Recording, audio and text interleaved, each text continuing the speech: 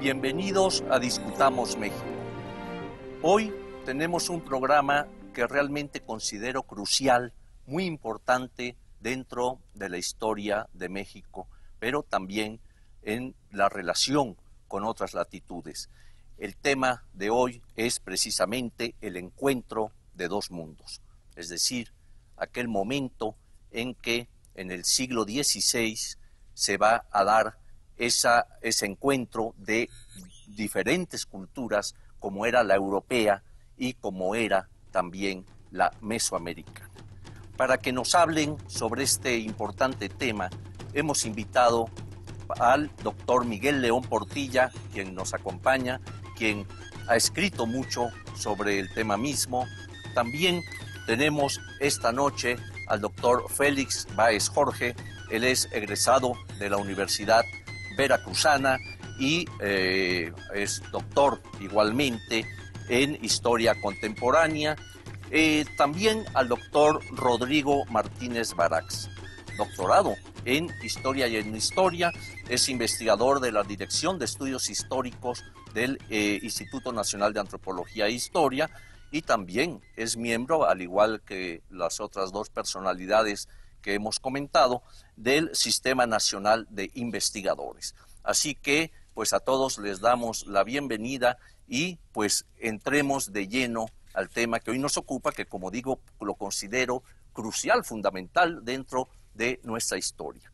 Yo quisiera pedirle al doctor Miguel León Portilla que él comenzara dándonos esa idea, que fue idea de él, por cierto, o sea, él fue el que implementó el término encuentro de dos mundos cuando precisamente se iban a celebrar los 500 años del llamado descubrimiento de América. Entonces él tuvo mucho que ver en dar otra visión diferente de esto. Miguel, ¿qué nos puedes comentar? En primer lugar, que coincido contigo en el sentido de que el capítulo que vamos ahora a cubrir en esta ocasión es un capítulo crucial para la historia de México. Hemos hablado ya en otra ocasión anterior sobre el origen, el desarrollo de Mesoamérica, pero ahora vamos a tratar de cómo Mesoamérica entra en contacto con otra civilización, un tema que ha sido también muy discutido y respecto a él hay actitudes antagónicas. Y para enmarcarlo al principio quiero acudir a dos enfoques, uno que llamaré un prólogo en el cielo y el otro un prólogo en la tierra. Muy bien. El prólogo en el cielo van a ser los presagios, pero el prólogo en la tierra es el concepto con el que queremos enmarcar este proceso. En el proceso que se desarrolló a partir del encuentro inicial, aparecen figuras que han provocado controversias, actitudes encontradas. Una de ellas, obviamente, es Hernán Cortés. Ha habido quienes lo exaltan y otros que al revés lo denigran. Yo pienso que como respuesta a eso tenemos la obra, la aportación de José Luis Martínez. José Luis Martínez escribió una biografía de Hernán Cortés y nos proporcionó 4 volúmenes de documentos que reunió. Y a través de esa aportación yo creo que podemos captar a un Cortés que, como el mismo José Luis Martínez dijo, no es ni héroe ni necesariamente un villano. Es parte de nuestra historia. Los franceses que tuvieron la guerra de las Galias con César, para ellos César no es ni un canalla ni tampoco un héroe. Es una figura importante en su historia que llevó a la romanización de las Galias, como aquí un poco influyó también en la, diríamos, hispanización de Mesoamérica. Ese es entonces el marco conceptual y por qué lo presentamos como prólogo en la tierra. Queremos tomar en cuenta a ambos participantes. ¿Y cuál es el prólogo en el cielo? Pues el prólogo en el cielo nos lo dan los textos en náhuatl que recogió Fray Bernardino de Sahagún. Dice él que desde algunos años antes de que aparecieran naves que parecían montañas allí en las costas del Golfo de México, cerca de Chalchihueyecan, cerca de Veracruz. Dice que empezaron a ocurrir una serie de portentos. No voy a recordarlos todos. Los portentos nos lo dan en la visión de los vencidos. ¿Qué portentos podemos recordar? Bueno, la aparición de un cometa, que según los astrónomos efectivamente hubo un cometa por ese tiempo, que les causó pavor grande a muchos.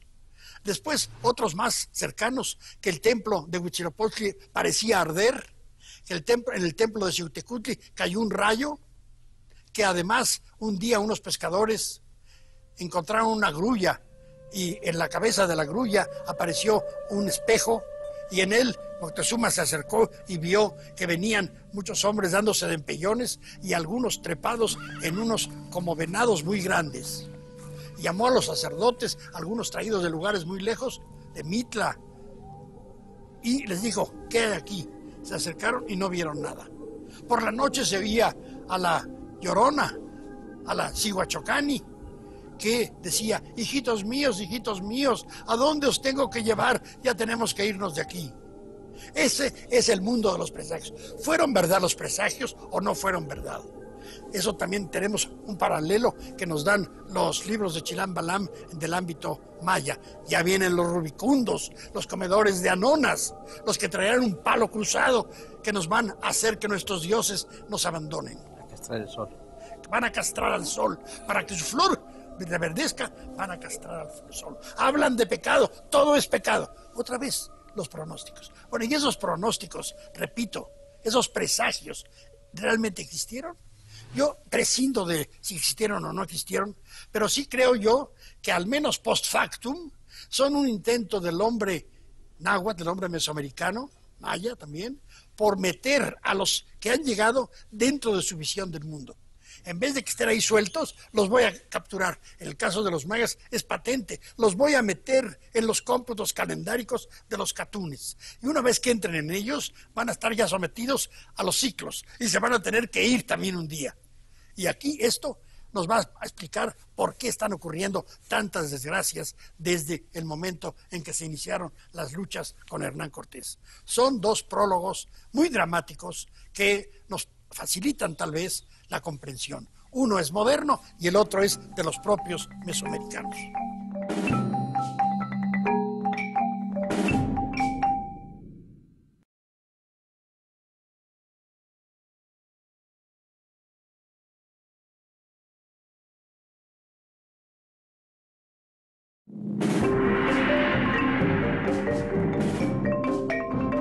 Esos presagios realmente existieron.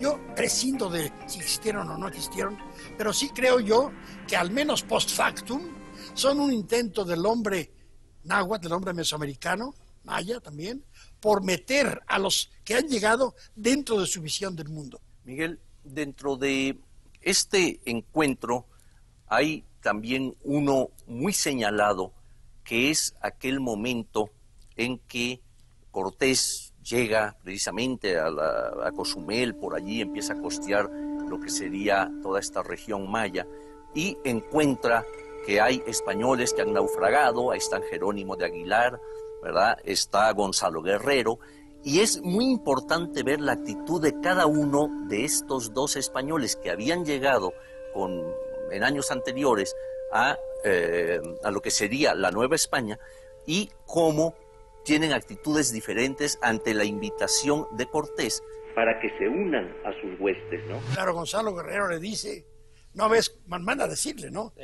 Ya tengo orejeras, tengo narigueras, tengo unos chiquitos muy guapos y yo me quedo aquí. Sí.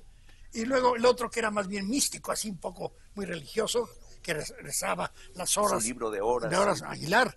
Él se presenta a las tropas a que llenan los españoles y dice, yo soy de Écija. Y lo veían tan quemado, tan tostado, que creyeron que era un indio. Sí. Ahora les iba a ser valiosísimo, porque después con la Marina, la Malinche, que además yo creo que no es nada de traidora, es una mujer inteligentísima, sí. Tienen un sistema ya perfecto, pues no perfecto, por lo menos automático de traducción, ¿verdad? Hernán Cortés le habla a Aguilar en español, Hernán Cortés le habla en maya a Marina y Marina va a hablar en náhuatl ya allí en Zempoala con los primeros mexicas que se encuentran. Es una cosa magnífica que tuvo, y de veras son dos encuentros muy diferentes.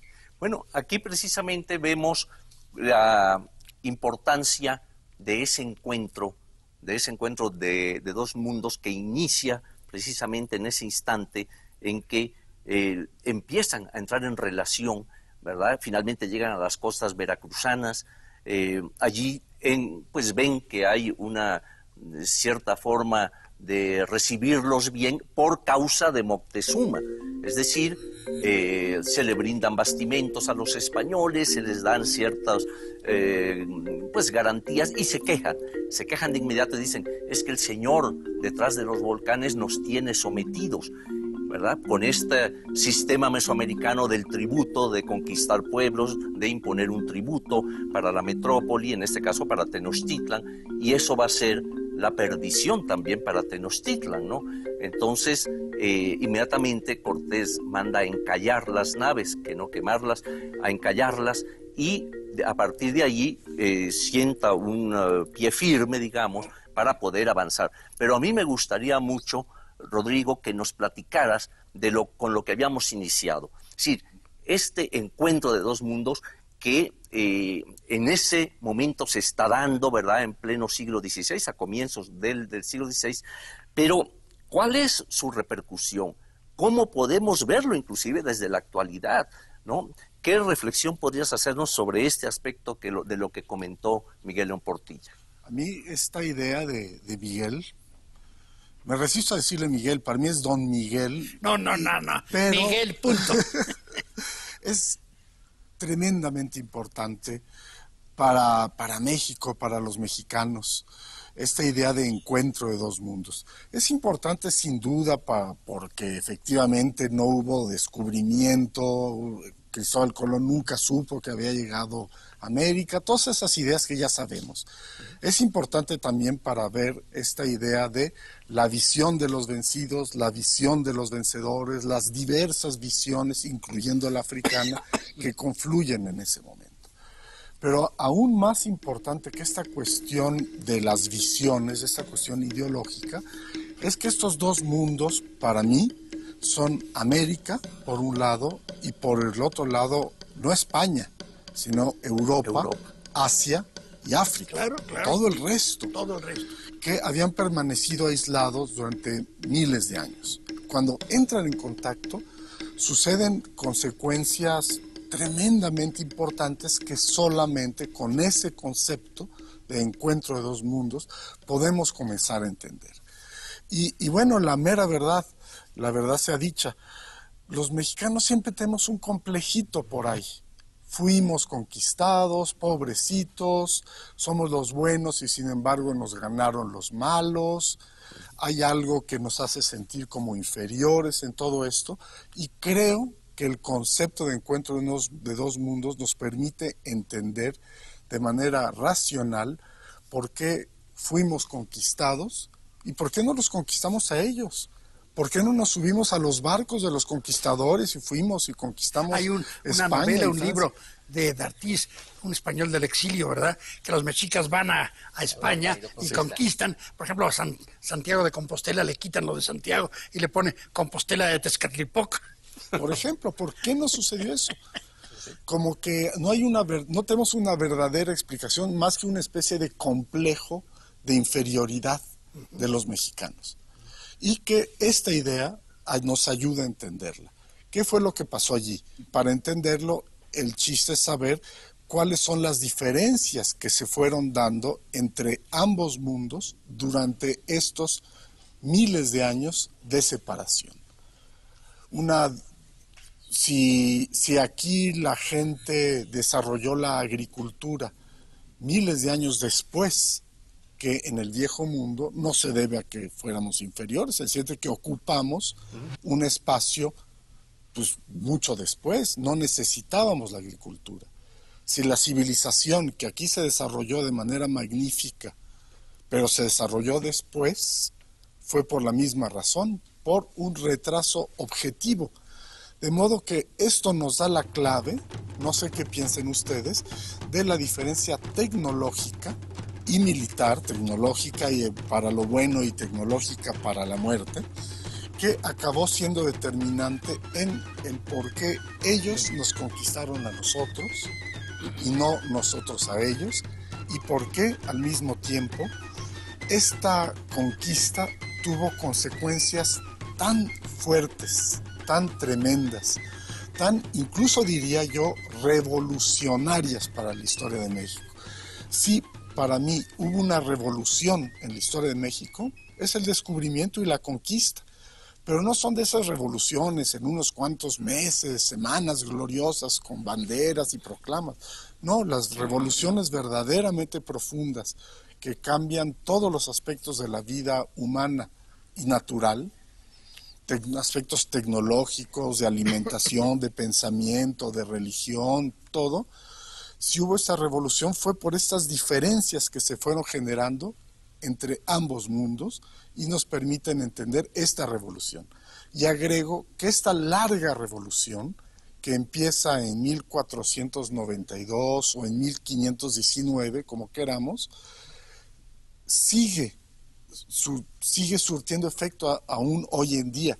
Y hasta diría yo que las revoluciones de independencia y la Revolución Mexicana solamente las podemos entender profundamente en función de esta gran revolución que fue el descubrimiento, la conquista, el encuentro de dos mundos.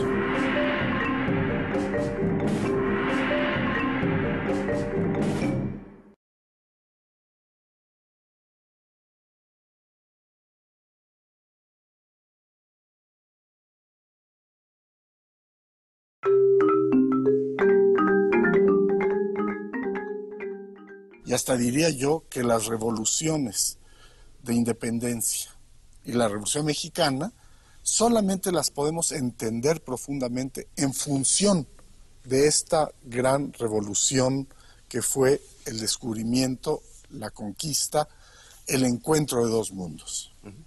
Magníficas intervenciones de don Miguel y de Rodrigo. Quisiera hacer algunas acotaciones para darles mayor amplitud, ¿no? Es un encuentro de dos mundos, pero dos mundos que tienen características muy especiales. El mundo mesoamericano no es un todo homogéneo. Hay problemas internos por una situación de dominio, de hegemonía de los tenochcas, de los mexicas. Hay una serie de pueblos dominados. Esta situación es muy importante, al grado de que hace decir a algunos autores como Eric Wolff, que Cortés no conquistó, sino lideró a los inconformes para vencer a los tenochcas. Y luego España no es una entidad tampoco homogénea. Acaba de triunfar Castilla expulsando a los moros. La gramática de Nebrija se sale a la luz para enseñar el castellano. Es una entidad pobre. Y se ve el Nuevo Mundo como una opción de oro, dice don Miguel en uno de sus libros, una opción de tierras, porque los que tienen el segundo lugar, no la primogenitura, no tienen tierras, en Extremadura sobre todo, y una opción de evangelizar, de crear un nuevo modelo. Entonces, en Mesoamérica podemos decir que había una actitud un tanto de estar esperando al otro. Hay una prefiguración del otro. En el pensamiento que nos traen los españoles, hay una actitud en donde el otro no está prefigurado.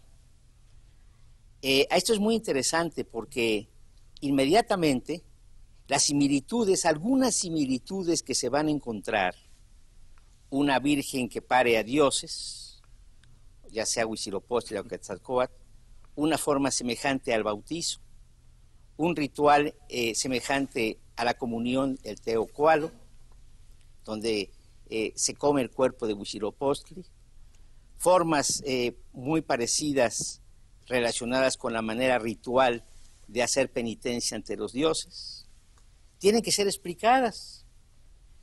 Una tendencia las explica como formas que usa el maligno para engañar a los indios y darles una serie de elementos de manera tergiversada de la verdadera religión. Y otra forma es decir que estuvo aquí predicando, ¿verdad? Mucho antes de que llegaran los españoles, Santo Tomás. Claro. Entonces, esto es muy interesante porque hay dos actitudes en ese encuentro. La actitud española lleva a satanizar estas similitudes, lleva a satanizar estos dioses. Parece que la idea que figura ahí es dioses falsos o demonios verdaderos. Esa es la duda, ¿no?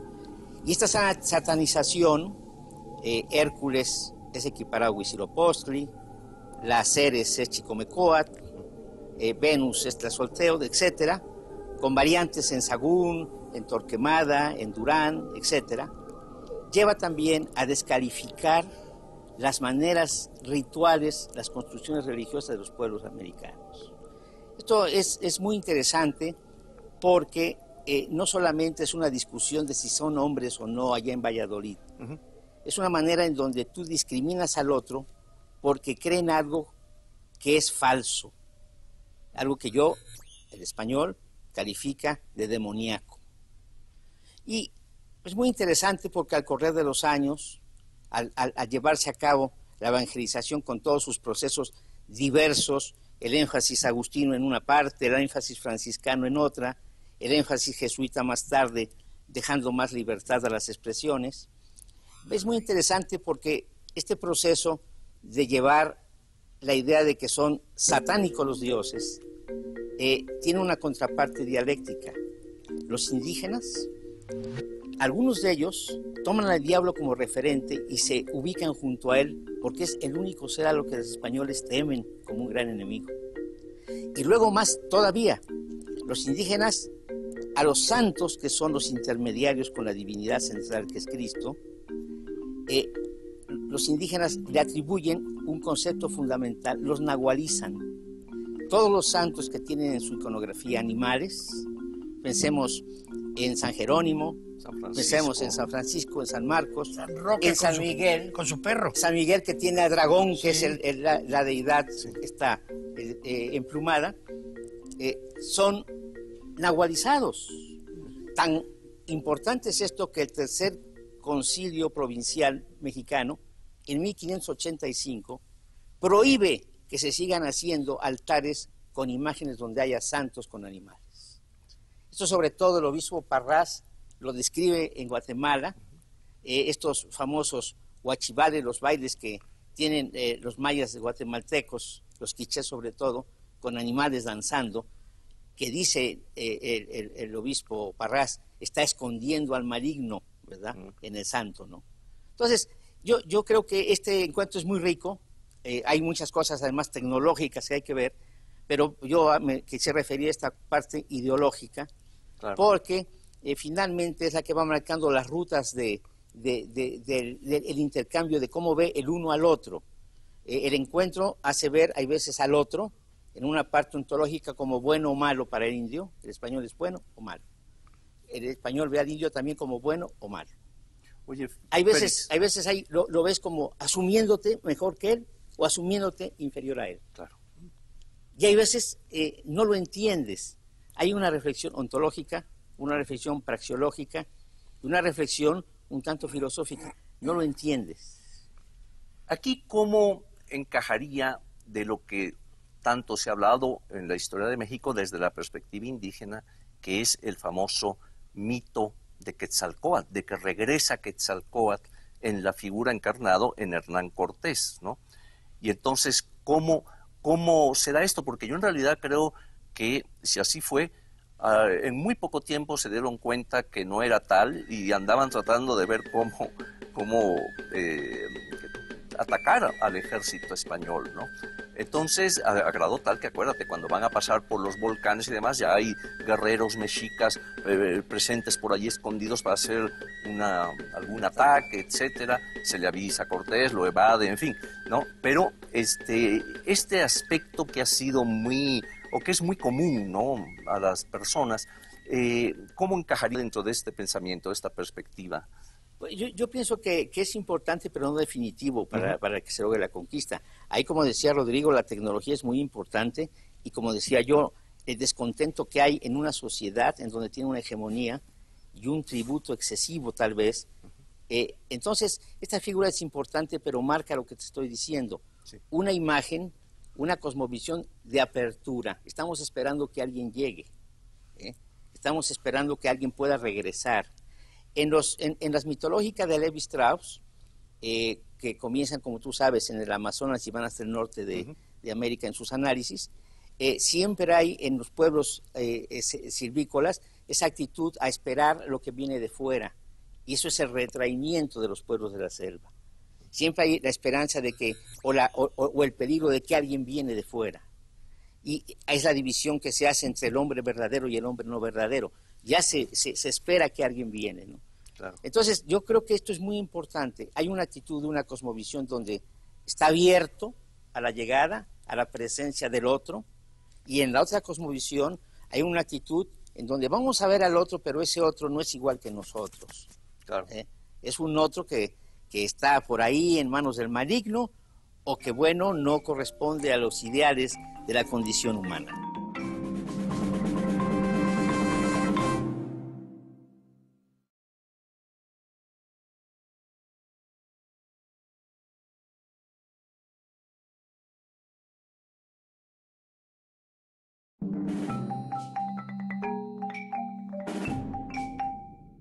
Aquí, ¿cómo encajaría el famoso mito de Quetzalcóatl, de que regresa Quetzalcóatl en la figura encarnado en Hernán Cortés? Hay una actitud, una cosmovisión donde está abierto a la llegada, a la presencia del otro, y en la otra cosmovisión hay una actitud en donde vamos a ver al otro, pero ese otro no es igual que nosotros.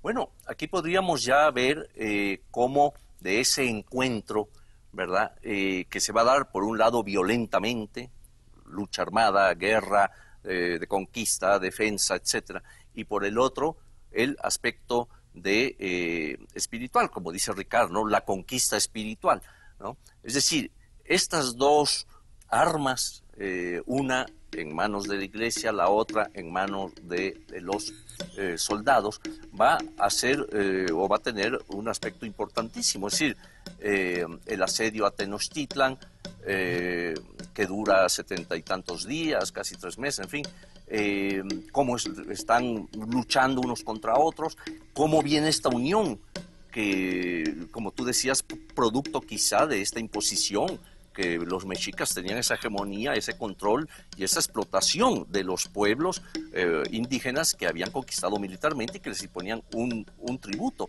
lo cual hace que vean, en cierta forma, una, vamos a decirle, esperanza, ¿no?, de que ahora pues van a poder reivindicarse y van a liberarse de aquel yugo azteca, ¿no? Entonces, se dan estos combates violentos, sabemos todo lo que ocurre con Moctezuma, donde están las dos versiones, ¿no? Me gustaría saber, Miguel, ¿qué opina de esto? Bueno, pues estas dos versiones, la indígena y la española de la muerte. Las da muy bien Ixtlilxóchitl, que dice, unos dijeron que de una pedrada que le dieron los propios mexicas cuando salió al balcón para tratar de calmarlos a instancias de lo que le pidió Cortés, y otros dicen que no, que cuando se fueron los españoles le dieron unas estocadas en el bajo vientre, y seguimos entonces en la incógnita. Yo lo que quisiera ahora ampliar un poco lo que estaba diciendo el maestro, el doctor Báez Félix, respecto del cambio de imágenes y de concepciones. Los mexicas creen al principio, efectivamente, que es Quetzalcóatl y los teteo, los dioses. Pero si vemos, por ejemplo, en los relatos que recogió Sagún en náhuatl, dice, son popolocas después de la matanza del Templo Mayor. Y luego también dice, parecen monos, ¿cómo les atrae el oro? Así con esas palabras, parecen monos. O sea, ya no creen que son dioses, ya no. Ahora, a su vez, los españoles, yo creo que también fueron variando.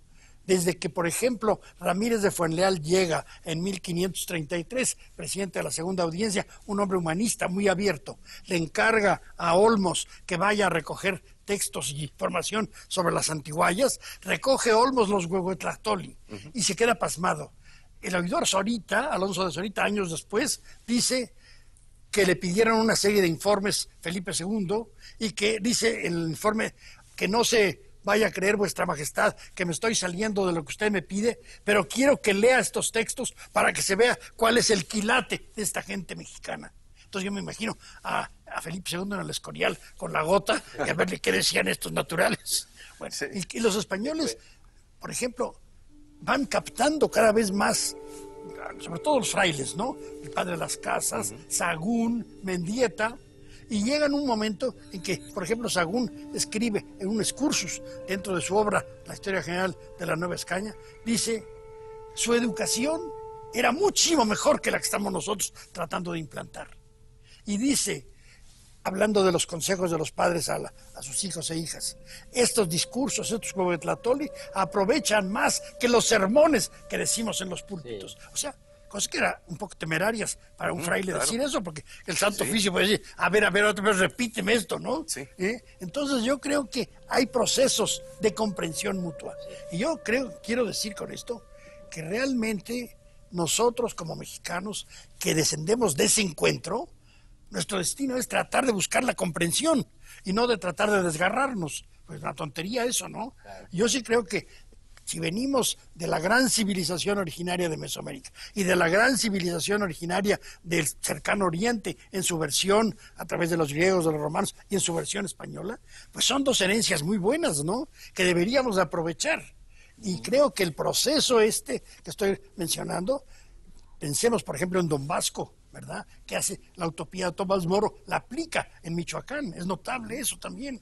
O sea, hubo grandes humanistas españoles, Fray Alonso de la Vera Cruz, sí. Admirable, ¿verdad? Todos estos, las casas, todos los frailes que hacen estas gramáticas, que descubren paradigmas que enriquecen a la lingüística universal. O sea, hay aspectos que debemos nosotros cada vez más de profundizar en ellos si queremos conocer cómo se desarrolló el proceso del cual somos una consecuencia. Claro. En la apologética de las casas avanza en una reflexión donde compara algunas instituciones de los pueblos antiguos y las pone encima de Grecia. Claro, claro. En su reflexión, por ejemplo, donde que tiene que ver con la literatura ya en sí, ¿verdad? Propiamente él habla de un desarrollo humanista en los pueblos mesoamericanos. Claro. Entonces esto es muy importante. ¿Cómo no? Yo me refería desde luego al encuentro inicial. Claro. Este proceso va tamizándose, va enriqueciéndose y va creando realmente esa fusión de la que somos producto, ¿no? Bueno, ya se ha mencionado pues algunos aspectos de lo que es la evangelización, ¿no? Precisamente tú has trabajado en el área de Michoacán, has tratado varios temas de cómo se está dando esto ahí, de la Virgen tal, de tal presencia, ¿no? En Michoacán, acudiendo a lo que decía Miguel León de Tatabasco, pues aprovechemos que nos cuentes un poco de ese aspecto desde la perspectiva que tú has estudiado allá. Sí, ahora con lo que decía Félix, a propósito del demonio, efectivamente, en cualquier momento de encuentro hay incomprensiones mutuas y un proceso de comprensión mutua, pero en el caso de lo que mencionas, eso del demonio, es notable cómo ha perdurado esta idea, aún entre antropólogos y gente seria, ha perdurado mucho. Interpretaciones sesgadas de los europeos también nos permiten, no nos deben de impedir ver las interpretaciones que se dan desde el otro lado. Y precisamente sobre lo que mencionas, Eduardo, el dualismo. Hace un rato mencionaste Dios o dioses. Sí. Para los mesoamericanos, Dios no es un señor con barbas, con todo el respeto a las tuyas. Es un señor y es una señora. Así es. Es un principio masculino y es un principio femenino. Sí. Es como se llama Ometeotl, el dios dual, el dios del dos, de la dualidad. Omecihuatl, Ometeuctli.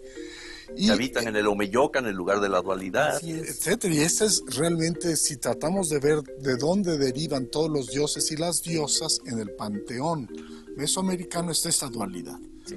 Y al incorporar a la religión católica, pues la incorporan, no de mala fe, no como ídolos detrás de los altares, sino se les hace natural, Un proceso natural. que también Dios pues, sea el principio masculino, y además todavía mejor si es un Dios sacrificado y con sangre y todo eso. Y al mismo tiempo, pues la Virgen María, pues es la diosa, es como es la diosa principal, y con sus advocaciones, pues remite, son procesos que tú has estudiado mucho, a las diferentes deidades femeninas que existían. Claro, los sacerdotes, como Fray Pedro de Gante, insistían mucho en decirles, no, espérense, Dios es Dios, pero la Virgen María no es Dios, no es diosa. ¿Tú recuerdas cómo lo decía en náhuatl? Amo Teotl, Senka Zipahuac Cihuatl, una mujer muy limpia, pero no es diosa, pero no es Dios. Y sin embargo, a través de esta, llamémosla equivocación teológica, si nos ponemos puristas desde un punto de vista cristiano o católico, resulta sumamente prefigurador de lo que es la religiosidad, no solo en México, con nuestro gran culto a la Virgen María, a la Virgen de Guadalupe, o a las diversas advocaciones de la Virgen, como la de la Virgen de la Salud de Michoacán, la de Ocotlán, en Tlaxcala, sino es un proceso que se da en todas las religiones. Todas las religiones son sincréticas. Los mexicanos, que nos sentimos muy orgullosos de ese sincretismo, no tenemos el privilegio del sincretismo. Somos sincréticos entre tantos otros, y pues de esta manera este dualismo prehispánico, mesoamericano, se fusionó con bastante armonía con ser un monoteísmo patriarcal, machista, masculinista, el cristiano, y sin embargo la Virgen María está presente no por los indios, porque Hernán Cortés era un gran devoto de la Virgen María, los franciscanos creían en la Inmaculada Concepción, eran muy devotos ellos también de esta no diosa, casi diosa, como muchas católicas feministas ahora están luchando por endiosar a la Virgen. Yo quería decir algo, es excelente la reflexión que hace Rodrigo.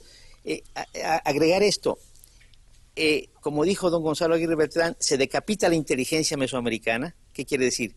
Se destruye el sacerdocio, se destruye la astronomía, se destruye, vamos a decir, la religión canónica, oficial, pero los cultos populares quedan. Claro. Y esos cultos populares son los que van a enriquecer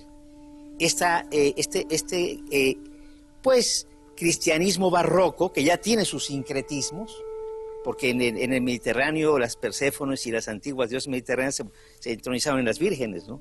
Ya tienen su propio sincretismo. Entonces estos cultos populares, que ya existían en el México antiguo, van a enriquecer los cultos populares que vienen de España, y se provoca un proceso de una religiosidad totalmente nueva. Alfredo López Astro la ha llamado la tradición religiosa mesoamericana.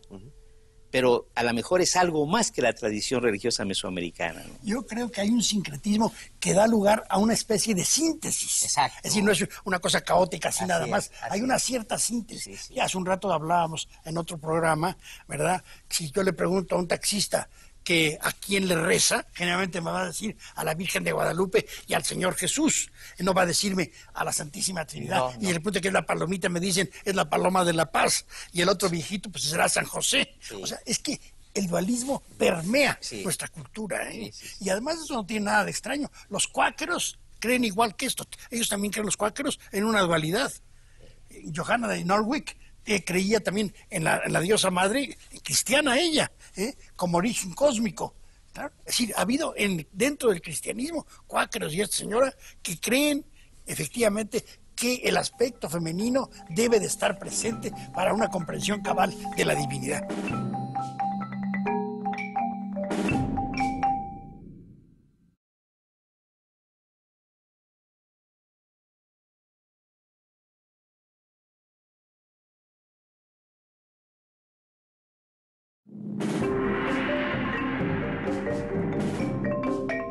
para los mesoamericanos, Dios no es un señor con barbas, es un señor y es una señora. Así es. Es un principio masculino y es un principio femenino. O sea, es que el dualismo permea Sí. nuestra cultura, ¿eh? Ahora, hay algo muy interesante y es también la resistencia que se da en ciertos sectores indígenas en contra de todo el nuevo pensamiento traído por los frailes, ¿no?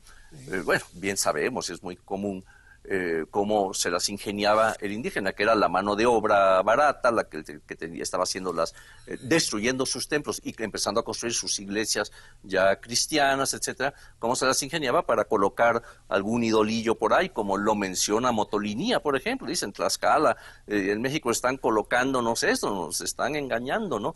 Para que el momento de rezar y demás, en realidad se están refiriendo a las figuras que están allá atrás. Hay otra forma que yo he mencionado mucho, que es la figura de Tlaltecutli. Tlaltecutli es una deidad que se hacía y por lo general iba boca abajo. Es por la forma que para el indígena debería tener esta figura, que siempre iba colocada abajo o boca abajo, porque era el señor o señora de la tierra. ¿Qué ocurre? Viene la conquista, los frailes, los alarifes piden que se escojan bloques con figuras de deidades y demás, y por lo general hemos encontrado que varias bases de columnas coloniales tienen abajo a Tlaltecutli, no a otro dios, porque si estuviera un Tlaloc o cualquier otra deidad, sino que escogen a Tlaltecutli, que es el que debería estar hacia abajo. Yo he escrito por ahí, imagínate la escena, ¿no?